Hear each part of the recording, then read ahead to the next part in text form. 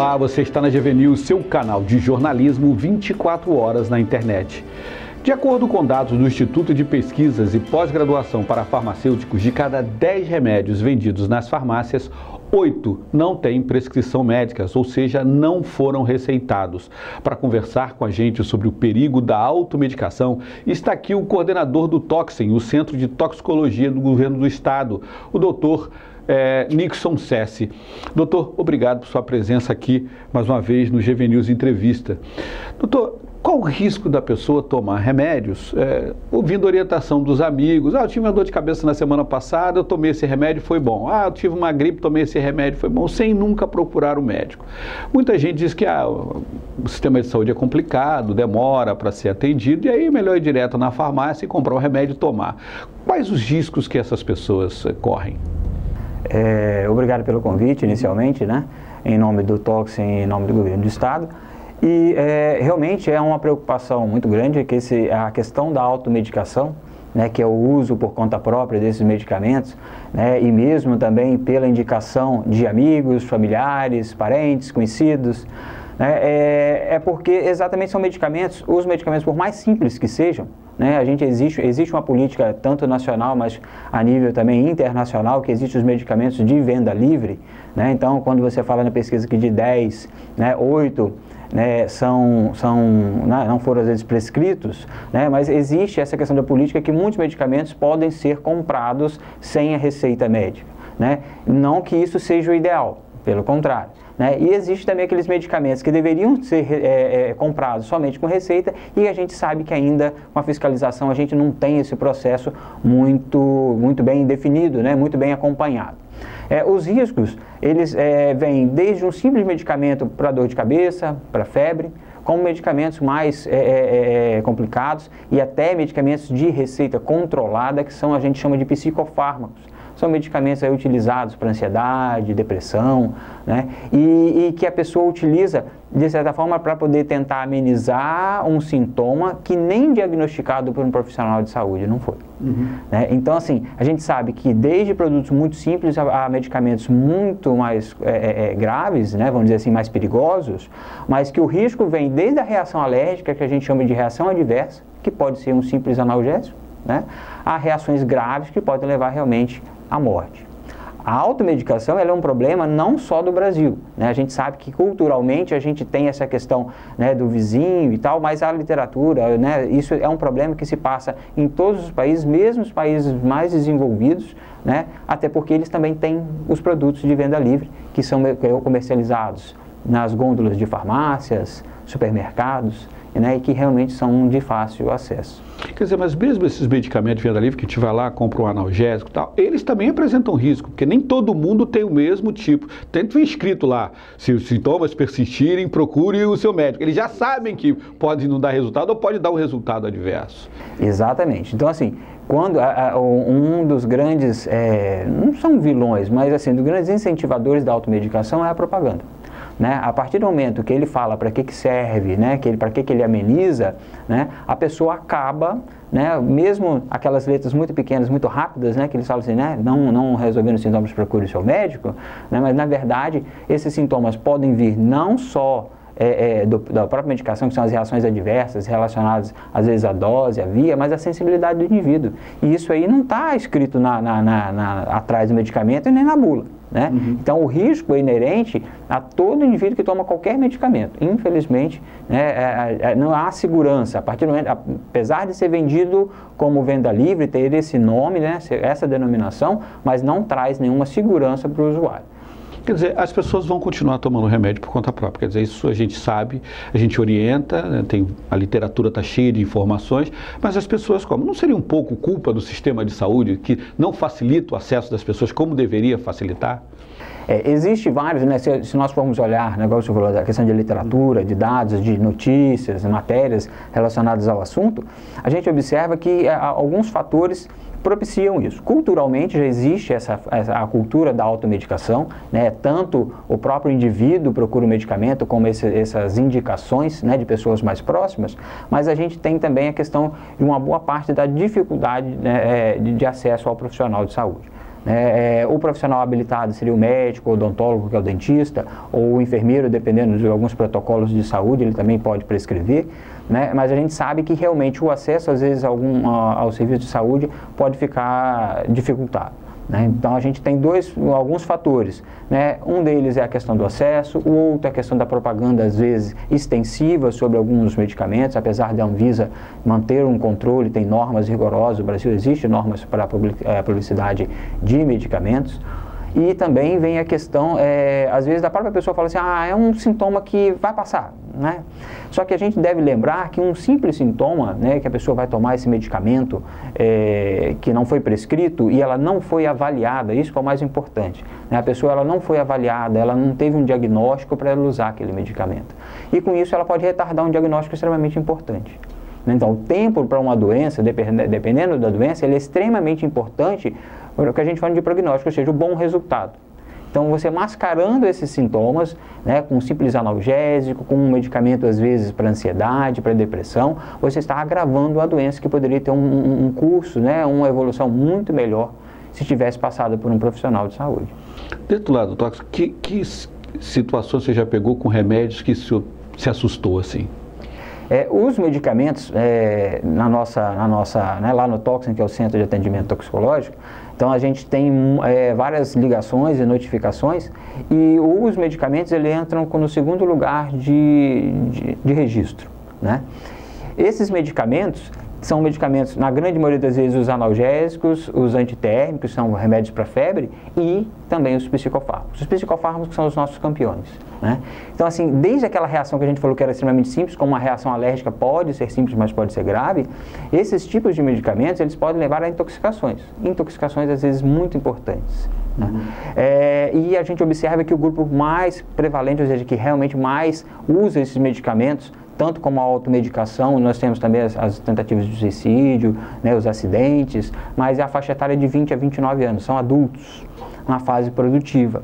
E depois a faixa etária pediátrica, a gente observa que são os adolescentes, em torno de 10 a 14 anos, são os que mais utilizam medicamentos, né, de várias circunstâncias que a gente fala, então são os acidentes, ou por automedicação, né, e mesmo também as tentativas de suicídio por isso. Quer dizer, não são os idosos que a gente imaginaria, são os idosos que não sabem ler as bulas que tomam os remédios errados, ou são as crianças que não sabem ler as bulas, na realidade a faixa etária, isso é importante, de 20 a 29 anos, são adultos letrados que sabem, já estão com a vida mais ou menos encaminhada. Exatamente. E uma preocupação, né, a gente procura, agora você tinha comentado que a gente não vai conseguir coibir a automedicação, mas a orientação da questão da pessoa manter essa farmacinha em casa, né?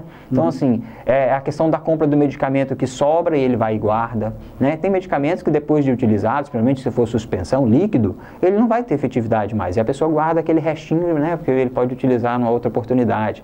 Então, assim, essa farmacinha que a gente tem em casa, que facilita muito, às vezes, esse uso indevido do medicamento e principalmente na faixa etária pediátrica. Mas não é para ter farmacinha?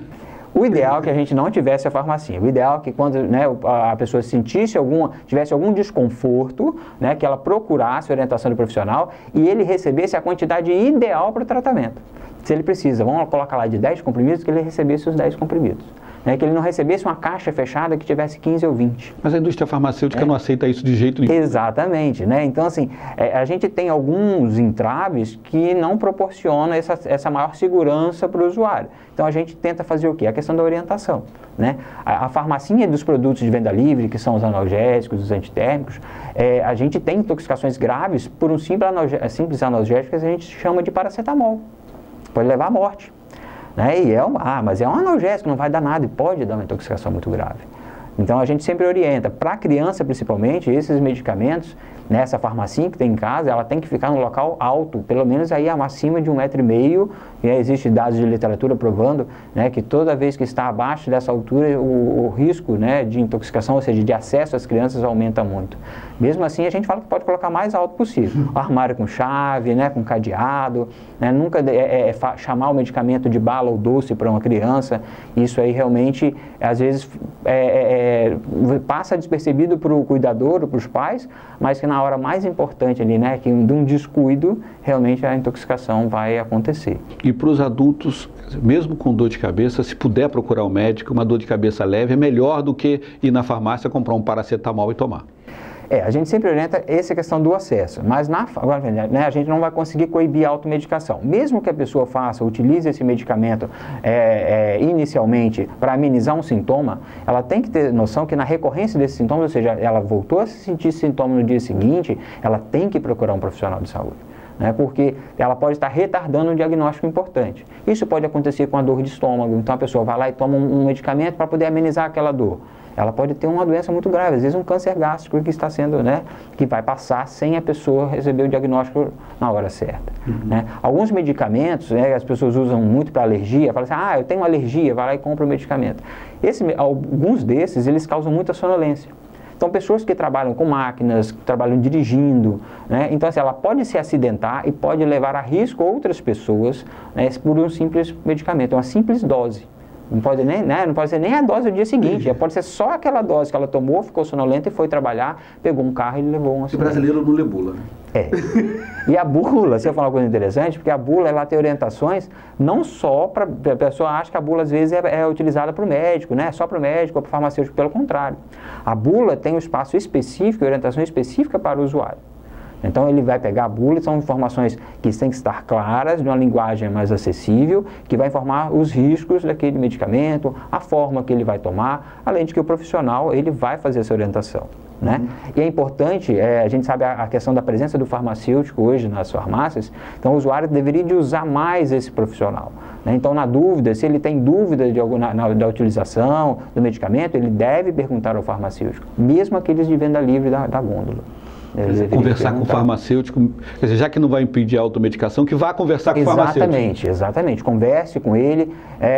Você havia comentado a questão dessa pesquisa, né, no Instituto de Pós-Graduação, que havia comentado do dobro da dose, né? Alguns pacientes, mesmo prescrito, ele usa doses acima do habitual, porque ele acha que é uma dose ideal. O farmacêutico, ele pode, né, às vezes na dúvida, ou a pessoa nesse impulso de querer tomar a dose, conversa com ele primeiro.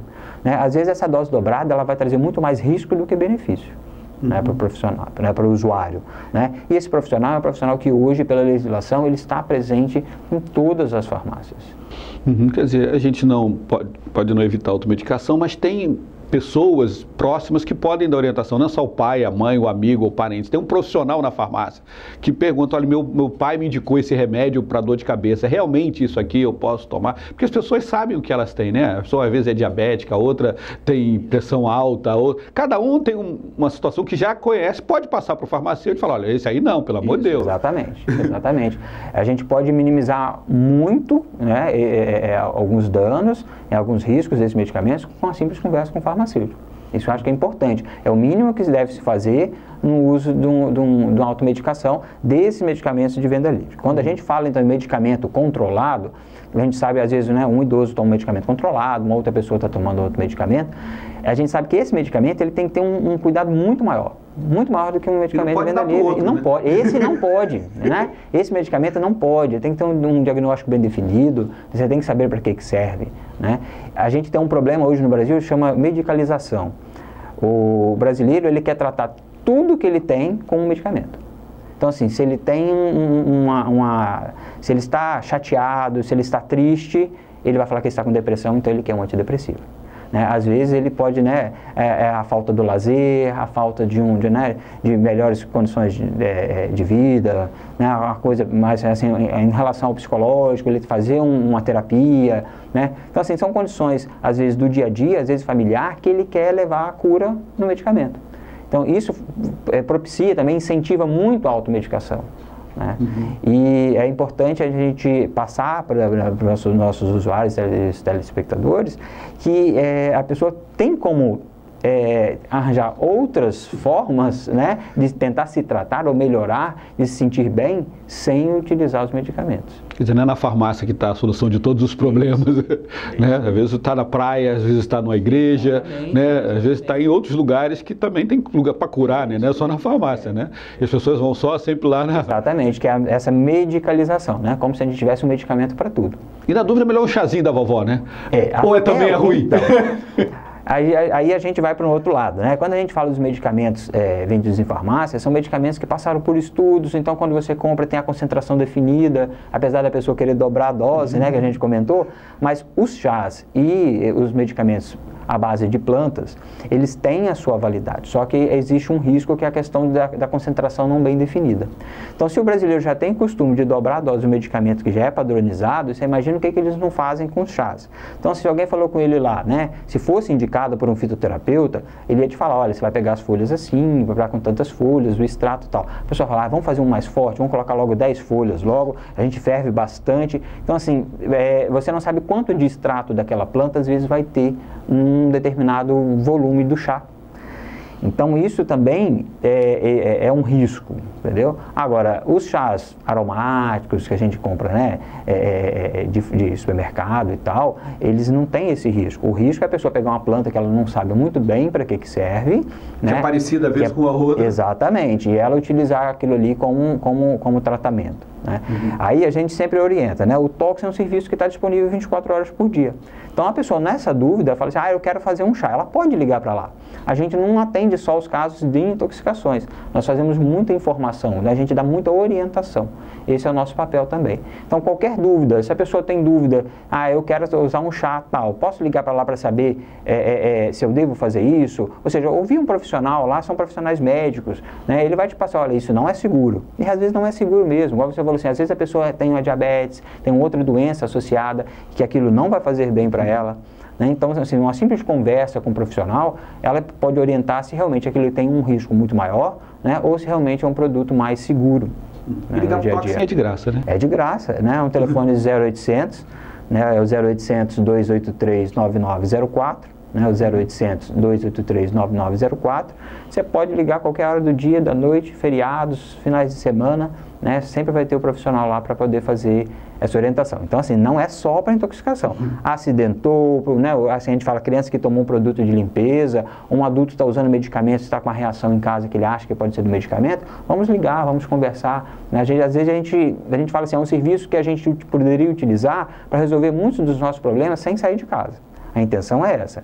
A gente quer levar uma informação qualificada para poder orientar o usuário a procurar o serviço da forma mais rápida e o serviço mais adequado.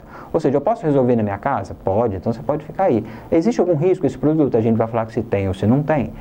Será que ele precisa de procurar um outro serviço, né, que seja uma unidade de saúde, que seja um hospital? Nós vamos conseguir fazer esse tipo de orientação.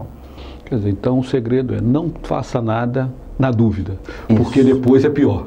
Pode ser pior. Né? Pode ser pior. E a gente sempre orienta assim, em relação às crianças, eu já comentei um pouco, mas os adultos, é importante então que eles, né, na dúvida, procure o farmacêutico, evite então aqueles sintomas recorrentes, sempre procure um profissional de saúde para poder fazer a orientação do medicamento mais adequado, né, àquele tipo de sintoma, fazer um diagnóstico antes de tomar algum medicamento.